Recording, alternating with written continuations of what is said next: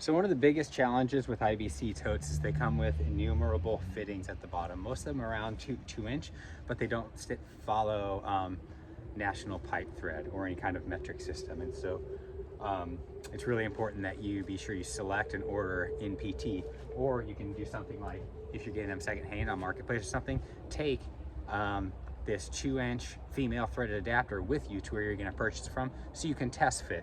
Typically they come with some sort of valve like you see here.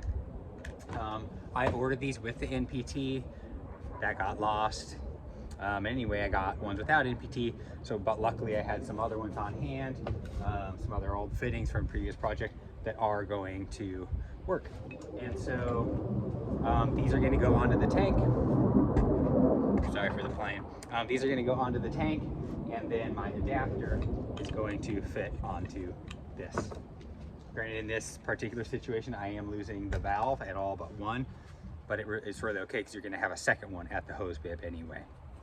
Another note I kind of mentioned earlier, but on thread tape, you want to be sure you're going around with the thread, like kind of in a clockwise motion if the thread is facing you.